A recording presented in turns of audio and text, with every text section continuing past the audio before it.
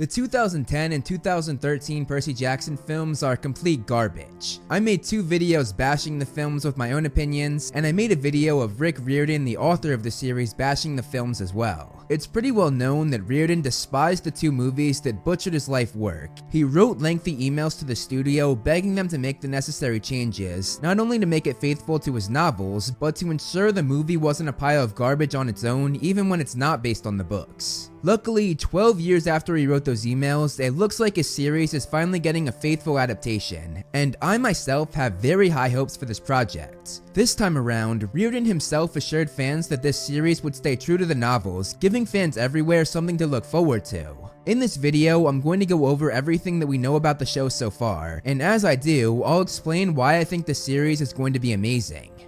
The idea for the show was first announced in May 2020, and it was picked up by Disney+. It was not officially greenlit though until January 2022 when Rick jumped online and made a video announcing this. I am thrilled to be the first to tell you that Percy Jackson and the Olympians is really, truly, and for sure coming to your screens. The thing that got me and many other fans really excited about this though was the fact that Rick would be heavily involved this time around, which as I said was not the case whatsoever on the 2 films they made, so that alone makes me think the show has real potential. The pilot will be written by Rick himself, which right away is a game changer. To have the author of the book series help write the script, it just guarantees it will be faithful to the source material. Not even Harry Potter had that. Rick was so distraught by the previous Percy Jackson movies that you just know he is not going to let them repeat the same mistakes. Did that really just happen? Helping Riordan write is John Steinberg, who was credited with writing the star show Black Sails, which shows me he has some real talent. That show had some A+ writing. Coming on board to direct is James Bobin, another A+ choice known for directing The Mysterious Benedict Society. And what makes this even better is that Riordan said Bobin knows the Percy Jackson series well because his kids are huge fans of the books. To have both the writer and director be well versed on the source material, it just tells me that this show will do the books justice, which makes me so happy. There's a whole team of executive producers who all have amazing credentials, coming off shows like Gotham and Lost, and movies like Maze Runner and National Treasure. And among them is also Rick and his wife Rebecca Riordan, who is just another voice who will ensure the series is faithful to her husband's vision. Having Disney Plus pick this show up is another thing that excites me. They allowed Rick to tour ILM, or Industrial Light and Magic's Volume Stage, where they filmed all of the Star Wars shows like Mandalorian and Boba Fett. This gave Rick the opportunity to learn from the process of these other shows, and Rick said the technology was awe-inspiring. However, we know they are not going to film here because the Riordans announced it would be filmed in Mammoth Studios located in Vancouver. Terry Burke, one of the heads of this show, said this about Disney Plus taking on this project. Bringing Rick Riordan's brilliant Percy Jackson books to Disney Plus as a television series has been a mission for so many of us at this company, as well as for Rick himself. And John, Dan, James, and the excellent team they have assembled have proven to be the perfect collaborators. Thanks to our friends at Disney Branded Television led by Ayo, and Disney Streaming led by Michael Paul, this will be an adaptation for the ages, with all the excitement, action, and mythology fans of the books expect and love.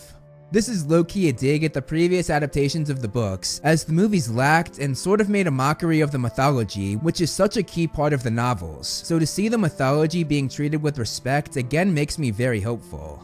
So how will this show be structured? From the start, many predicted it would take the route Game of Thrones did, giving each book 1 season, the formula Game of Thrones followed in the early seasons. We know that the first season of Percy Jackson will be 8 episodes long, and based on a quote from Riordan which said, "The goal is to stay true to the original story and have Percy's character age from 12 to 16 over the course of the TV series, assuming of course we're lucky enough to make all 5 seasons." This makes me think each season will cover 1 book, because there are 5 novels and they're hoping to do 5 seasons. Considering the first book is 377 pages, each of the 8 episodes would cover about 47 of those pages, which would probably round out to about 40 to 50-minute episodes, so that's perfect. So what do we know about the release date? Well, Rick told us so far that the first 4 episodes are fully written and the last 4 are still in the works. He also gave us some insight, saying it took him 6 to 12 months to write a novel by himself, but making a TV show is much more complicated, so obviously it will take longer than that. However, we got the great news that production should start on June 1st, 2022, which is just over a month away. Riordan let us in on some details of the series as he said this: "We had a meeting with the props and costume departments to get a show and tell about what they're working on. So many things to think about that would have never occurred to me. What kind of backpack does Percy have? What kind of t-shirts would he wear? What kind of sheath does Annabeth use for a dagger? Is Grover a cargo shorts kind of guy? And the all-important question, what pattern does Chiron prefer for a sweater vest?" To see Rick being involved in even the little details like these really makes me think this project is getting the care that it deserves. Also, with Rick helping out with the t-shirts, I'm hoping we get to see just a little bit of the orange Camp Half-Blood t-shirts, which the films did not have at all, which was disappointing. Riordan is also working closely with production designer Dan Hanna, who we're told has put together some illustrated artwork, basing it on the books as well as the graphic novels that were made for the series a while back. And now the most recent and most exciting news: they have cast Percy Jackson. He will be played by Walker Scobell. After he was cast, I watched The Adam Project, which he starred in alongside Ryan Reynolds. Watching this movie made me so excited because he's honestly a very talented young actor. Also, we actually have an age-appropriate Percy Jackson, which was one of Rick's biggest disappointments about the previous movies. The series sort of depends on Percy being younger because the prophecy has everything to do with his age. During casting, Rick ensured that this would be addressed from the start, and during casting, he was quoted saying this: "Seeing these young actors take on the roles in person made me appreciate once again just how talented and capable middle school kids can be when given a chance to shine." And it's great to see this because Hollywood stupidly passed over this and casted much older actors for the movies, which made many fans of the books as well as Riordan very upset.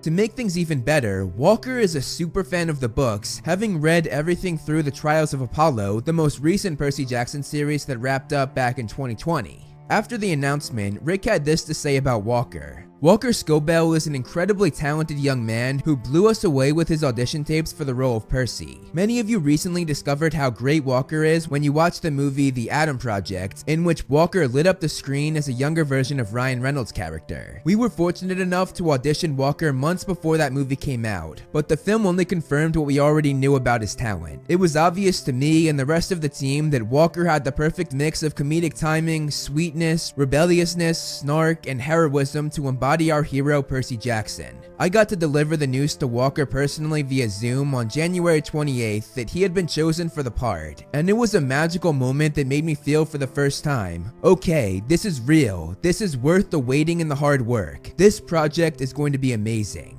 Just those last few lines from Rick really makes me think this series is going to be amazing. The confidence he has in this adaptation, the actors as they're currently matching Scobell up with other young stars for Annabeth and Grover, ensuring that the three of them have good chemistry. It really seems like everything is coming together. All of the signs are pointing to this being a faithful retelling of the books and a well-adapted story for the big screen. I cannot wait to see what else we have in store.